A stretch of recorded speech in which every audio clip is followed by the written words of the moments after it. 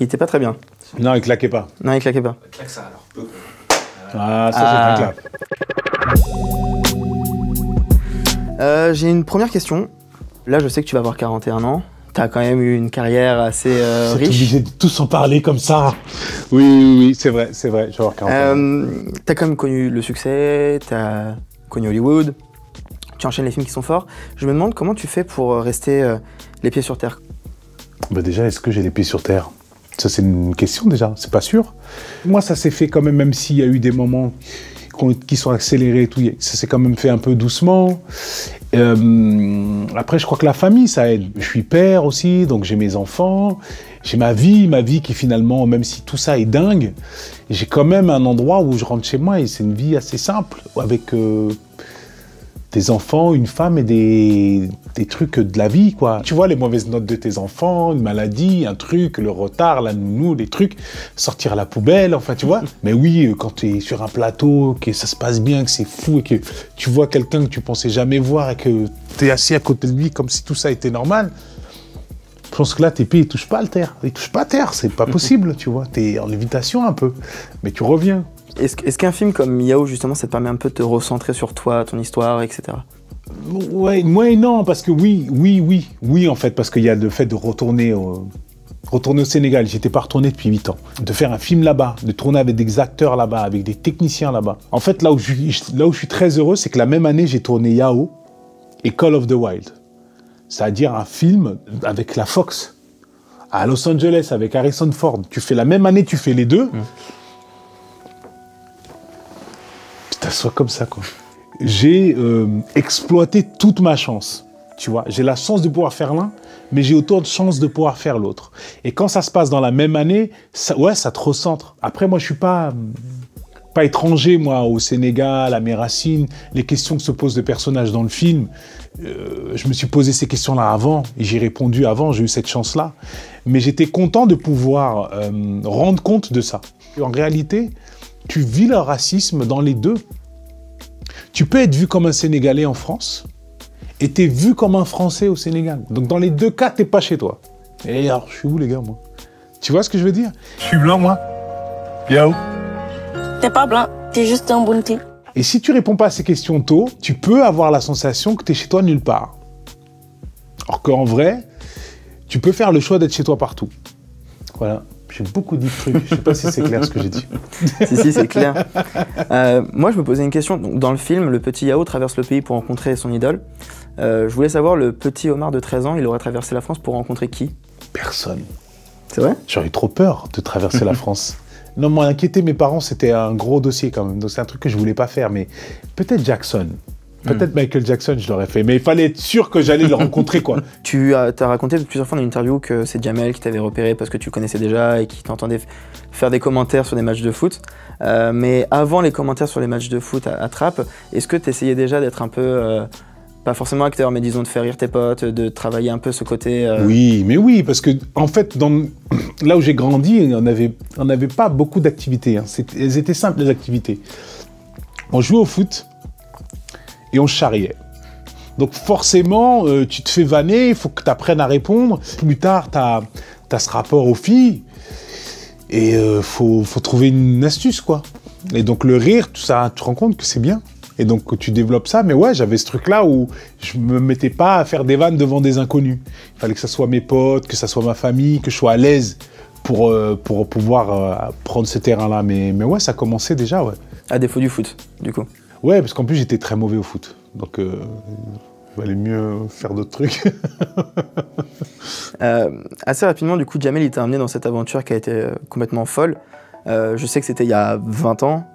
Qu'est-ce que tu gardes, toi, de cette époque-là? Est-ce que c'était une forme de liberté? Est-ce que tu te souviens juste de t'être marré? Qu'est-ce que tu gardes de cette expérience à Nova, Canal? C'est comme une porte. Quand Jamel il m'ouvre cette porte, c'est comme si d'un coup les limites elles se repoussaient à un truc fou. C'est-à-dire que je me mets à envisager des choses que j'avais jamais imaginées. Il a pété le plafond en gros, si tu veux. C'est d'un coup je me dis ah putain en fait c'est plus haut que ça. C'est ça qui se passe. Et là tu te dis oh, ah ouais d'accord alors attends on revoit tout. Il est trop petit mon plan. Tu te rends pas compte, c'était déjà énorme ça. De passer à la télévision, d'être payé pour ça. T'imagines? C'est fou. Et j'avais 20 ans. L'année d'avant, j'étais au lycée. C'est fou, c'était n'importe quoi. Mais c'était très bien. Et évidemment que tu ne penses pas à la suite. J'étais moi déjà très content de faire ça. Et c'est ce que j'ai gardé depuis justement. C'est-à-dire que déjà de faire la télé, c'était ouf. Donc je me suis accroché à ça et j'ai fait tout là-dedans, tu vois. Et ça m'a amené encore ailleurs. Maintenant, mon réflexe, c'est de mettre tout dedans. Mets tout là, on verra après. Parce que du coup, tu réagis comment quand tu as Toledano et Nakache qui te demandent de participer à un court-métrage et ensuite à Nos Jours Heureux, alors que tu voulais pas? J'aurais dit, les gars, je suis pas acteur. Vous gourrez pas, ratez pas votre film, tu vois. Je suis pas acteur, moi. Je dis, ouais, mais t'inquiète, nous, on n'est pas réalisateurs, voilà ce qu'ils me sortent. C'est pour ça que j'y vais. Parce qu'il me faut une bonne vanne. Donc ils sont au courant et en plus, sans délire. Je dis, au pire, on va se marier avec eux. On a fait plus que ça. Moi, c'est Joseph, et vous pouvez m'appeler Jojo.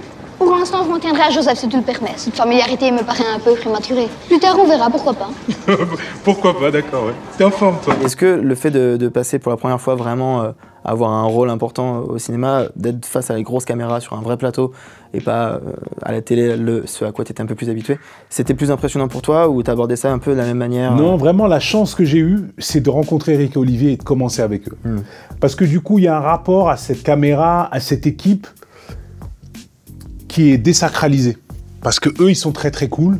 Et c'est eux qui me disent de venir, c'est eux qui ont envie de moi, donc je suis hyper à l'aise quand je suis sur leur plateau. Et du coup, je me dis, donc eux, ils sont mortels, tout, j'ai envie qu'ils soient contents. Donc je m'arrange pour qu'ils soient contents, je me fie qu'à leur avis. Et du coup, c'est un truc qui est resté sur un plateau. J'attends juste voir si le metteur en scène, il est content de ce qu'il a. Même maintenant? Même aujourd'hui, c'est resté, mais c'est pour te dire que j'ai de la chance de passer par eux parce que du coup, ils ont ancré des choses qui aujourd'hui me servent. Même si c'est en anglais, sans ben j'ai ça encore. Et c'est une bonne protection, surtout les premiers jours. T'imagines, toi, t'arrives sur un plateau, tu sais pas parler la langue et tout. Vas-y. Mais moi, j'arrive à pas voir ça. Bon, ouf. T'expliquais que tu te considérais pas comme acteur. Ah, il y a forcément un moment où ça a changé, ça. Oui, c'est le César. C'est très clair. Okay. C'est le César qui permet ça. Je suis hyper content, j'ai fait genre je m'en fous, mais je suis comme un dingue. Merci beaucoup, merci à tous. Le César te permet de te dire, ok, t'es acteur et ça peut être ton métier. Tu peux vivre que de ça aujourd'hui.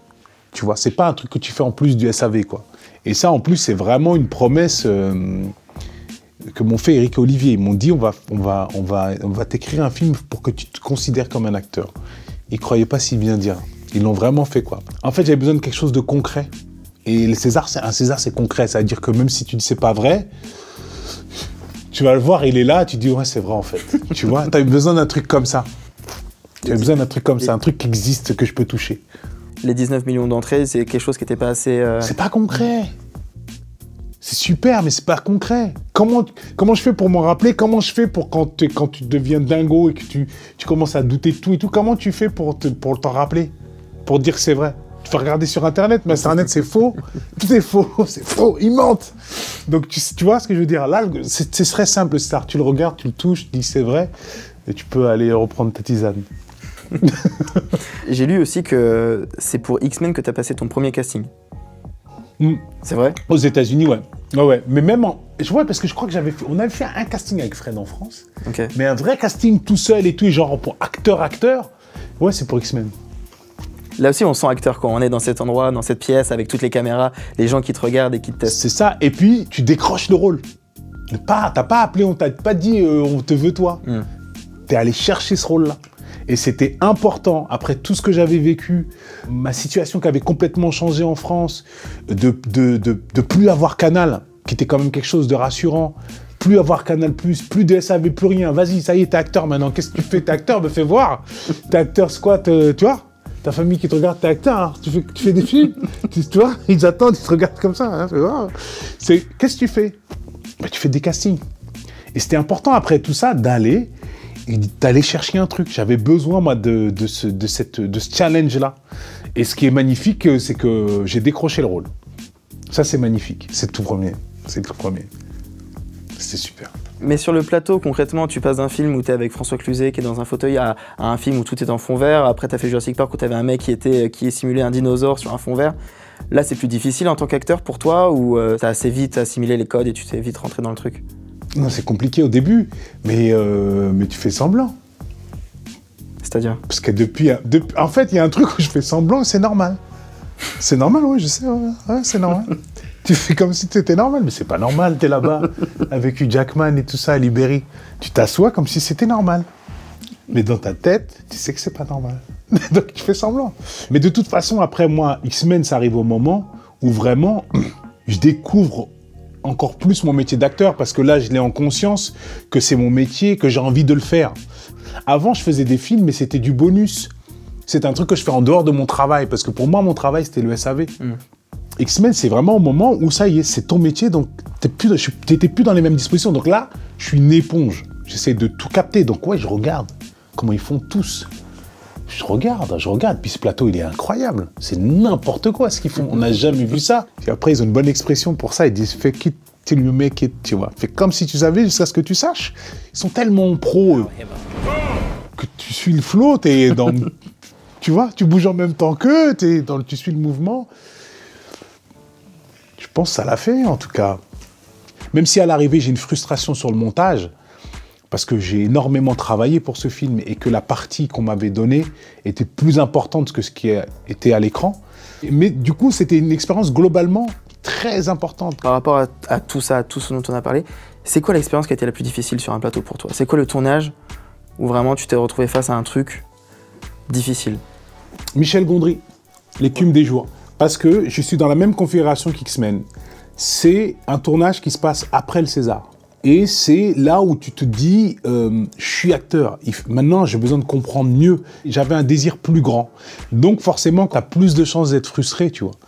Et il était frustrant, ce plateau. Parce que j'ai pas pris assez d'informations. Il y a des moments où j'étais paumé. Et Michel Gondry, il n'est pas hyper bon dans la communication avec les acteurs. C'est un autiste, tu vois. Il est dans son truc.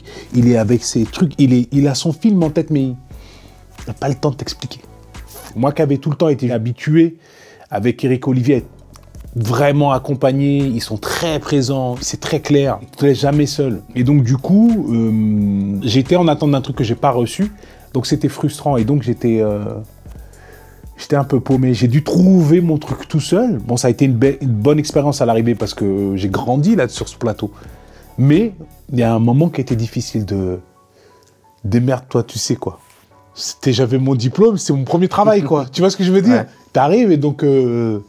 Ah merde, ça se passe comme ça. Merde, ça suffit pas le diplôme, il faut que j'apprenne d'autres trucs, tu vois. Donc c'était un peu ça, si tu veux. Voilà. J'ai parlé beaucoup là, Combini, là. J'ai beaucoup parlé, Combini. Ouais.